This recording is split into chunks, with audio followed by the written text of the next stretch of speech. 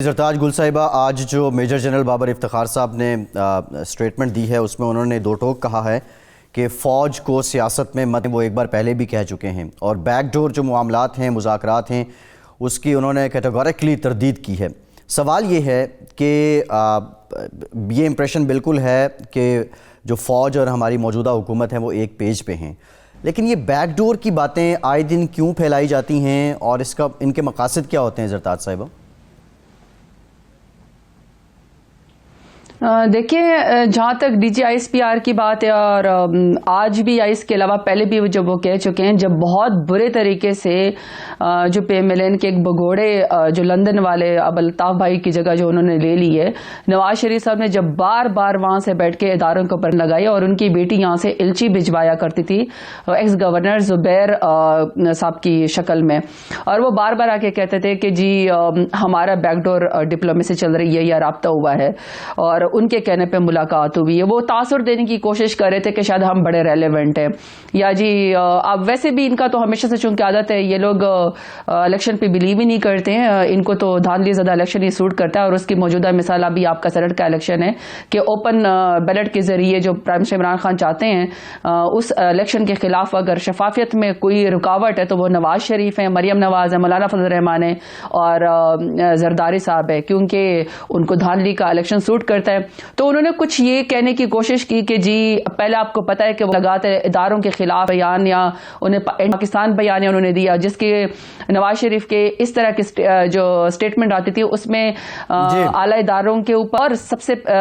D G I S I اور ہمارے جرنیل اور ہماری آرمڈ فورسز کے خلاف باقاعدہ وہ لگاتے تھے، تو انڈیا میں شادیانے بجائے جاتے تھے۔ پھر ان کی بیٹی نے، کیونکہ وہ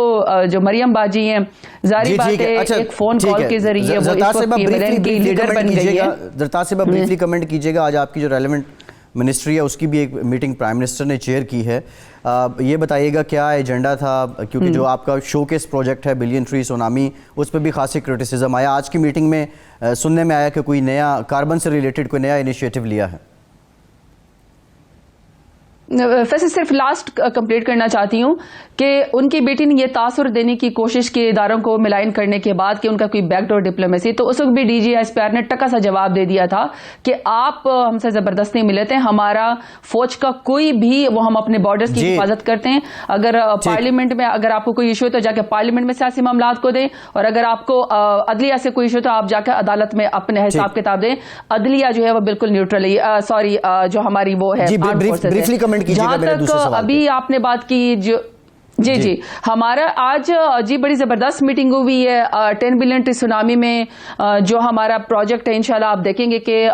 324 ملین سے زیادہ ہم سیپلنگ لگا چکے ہیں، اور ابھی جو مارچ پلانٹیشن ہوگی انشاءاللہ ہم اس میں آپ کو 1 ارب درخت لگانے میں کامیاب ہو جائیں گے، یہ سب سے بڑی اچیومنٹ ہوگی۔ بہت شکریہ زرتاج گل صاحبہ، وزیر مملکت برائے موسم تبدیلی پاکستان تحریک انصاف کی رہنما ہمارے ساتھ موجود تھیں، اور اسی معاملے پہ بات کرتے ہیں۔ ہمیں جو سینٹ سے ریلیٹڈ اور صدارتی جو آرڈیننس سامنے آیا اس کو لے کے بات کریں گے۔ ہمیں جوائن کیا ہے پاکستان پیپلز پارٹی کے سینئر رہنما ہیں، سابق چیئرمین سینٹ ہیں، نیر بخاری صاحب نے۔ بہت شکریہ بخاری صاحب آپ کے وقت کا۔ بخاری صاحب، بلاول بھٹو زرداری صاحب نے بھی یہ صدارتی آرڈیننس چیلنج کرنے کا اعلان کر دیا ہے، ذرا ٹیکنیکل گراؤنڈز پہ اگر ہم بات کریں، جو الیکشن ترمیمی آرڈیننس 2021 آیا ہے، الیکشن ایکٹ 2017 کی جو شقیں ہیں 81, 122 اور 185 میں ترمیم کی گئی ہے، تو پیپلز پارٹی کن گراؤنڈز پہ جانا چاہتی ہے عدالت کے پاس؟ شکریہ۔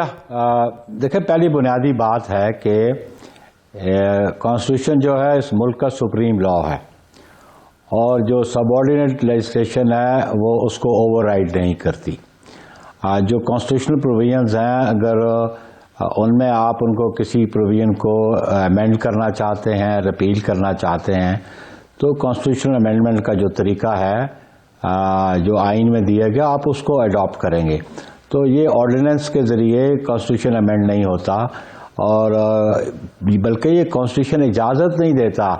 کہ سوائے پارلیمان کے کوئی اور شخص یا کوئی اور ادارہ کانسٹیٹیوشن کو امینڈ کر سکے۔ اس کے لیے آرٹیکل 238 اور 239 بڑے واضح ہیں۔ آرڈیننس تب جاری ہوتے ہیں کہ جب پارلیمان جو ہے ان سیشن میں نہ ہو، پارلیمنٹ کا کوئی ہاؤس بھی ان سیشن نہ ہو، اور کوئی ایمرجنسی ہو یا کوئی ایکسیجنسی ہو جس کی بنیاد پہ ایسی نیسیسٹی ہو کہ آپ آرڈیننس کے ذریعے لیجسلیشن کر سکیں. بیسیکلی یعنی بخاری صاحب پیپلز پارٹی کی یہ ہے کہ کانسٹیٹیوشنل امینڈمنٹ جو ہے وہ پراپر لیجسلیشن کے بغیر آپ کہہ رہے ہیں نہیں ہو سکتی، صدر جو ہیں وہ آئین میں ترمیم آرڈیننس کے ذریعے نہیں کر سکتے، آپ یہ کہہ رہے ہیں. اچھا، بابر اعوان صاحب جو ہیں وہ جو دلیل دے رہے ہیں وہ یہ کہہ رہے ہیں کہ جو آرٹیکل 50 ہے آئین کا، وہ یہ کہتا ہے کہ پاکستان کی پارلیمنٹ صدر اور 2 ایوانوں پر مشتمل ہوگی جنہیں بالترتیب قومی اسمبلی اور سینٹ کے طور پہ جانا جائے گا. یعنی وہ صدر کو بھی پارلیمنٹ کا حصہ قرار دے رہے ہیں اور اس لیے وہ یہ پلی لے رہے ہیں کہ اس کے تحت وہ آئینی ترمیم کر سکتے ہیں. نو، یہ دس از مس کنسیوڈ. میں سمجھتا ہوں کہ یہ ایسی گفتگو وہ کر سکتا ہے جس کو نہ آئین کا علم ہے نہ قانون کا علم ہے. ابھی آپ کو ایک بات انہوں نے جو بیسیکلی پلی لی ہے، جو ریفرنس فائل کیا ہے سپریم کورٹ میں، کہ آیا سینٹ کے الیکشن انڈر دی کانسٹیٹیوشن ہے یا انڈر دی الیکشن ایکٹ ہے. تو اس کو ان کو تھوڑی سمجھ آنی چاہیے کہ سینٹ کے حوالے سے جو پروویژنز آرٹیکل 59 میں ہیں موجود ہیں، اور پھر آرٹیکل 226 بھی موجود ہے جو سیکرٹ بیلٹ کی بات کرتا ہے کہ سوائے پرائم منسٹر اور چیف منسٹر کے باقی تمام انتخابات سیکرٹ بیلٹ سے ہوں گے. اور وہ جو ریفرنس لے کے گئے کہ جی ہمیں بتایا جائے کہ آیا یہ سینٹ کا الیکشن آئین کے نیچے آئے گا یا الیکشن ایکٹ کے نیچے آئے گا. ایڈوائزری کیپیسٹی میں سپریم کورٹ سے انہوں نے یہ بات کی ہے. اب اس پہ بنیادی بات ان کو سمجھ آنی چاہیے کہ ایک 2006 کی لاہور ہائی کورٹ کی ججمنٹ ہے. وہ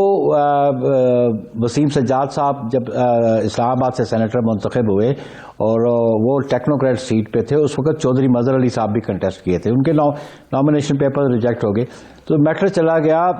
2006 میں لاہور ہائی کورٹ میں، ڈویژن بینچ کی ججمنٹ ہے. انہوں نے کیٹیگوریکلی کہا ہے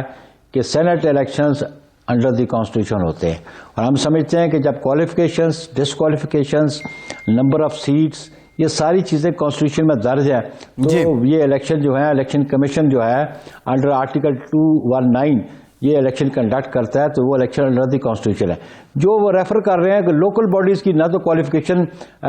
اس میں درج ہے کانسٹیٹیوشن میں، اس کے لیے جو لوکل باڈیز کا ایکٹ ہوتا ہے یا آرڈیننس ہوتا ہے اس میں درج ہے. تو اس لیے یہ مس کنسیو بات ہے کہ پریزیڈنٹ بالکل پارلیمنٹ کا حصہ ہے، لیکن پریزیڈنٹ کے پاس کانسٹیٹیوشن کو اختیار دیتا ہے اس کو کہ وہ آرڈیننس کے ذریعے کانسٹیٹیوشن امینڈ کر سکے. آرٹیکل 238 اور 39 آپ پڑھ لیں، بڑا کیٹیگوریکلی کہتے ہیں کہ پارلیمنٹ کی 2/3 میجورٹی سے دونوں ہاؤسز اور علیحدہ علیحدہ. ٹھیک ہے. اچھا بخاری صاحب ذرا آپ جو یہ سارا کچھ جو چل رہا ہے اس کی ذرا سیاسی بات کر لیتے ہیں. JUFA نے جو ہے وہ چیلنج کر دیا ہے، پیپلز پارٹی سندھ حکومت کے ذریعے چیلنج کرے گی.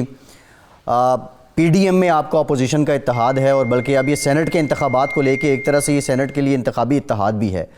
تو یہاں پہ یہ چیلنج PDM کے طور پہ کیوں نہیں ہو رہا؟ سیاسی جماعتیں اپنی اپنی اینٹی میں کیوں کر رہی ہیں؟ پیپلز پارٹی علیحدہ کیوں کر رہی ہے؟ JUI علیحدہ کیوں کر رہی ہے؟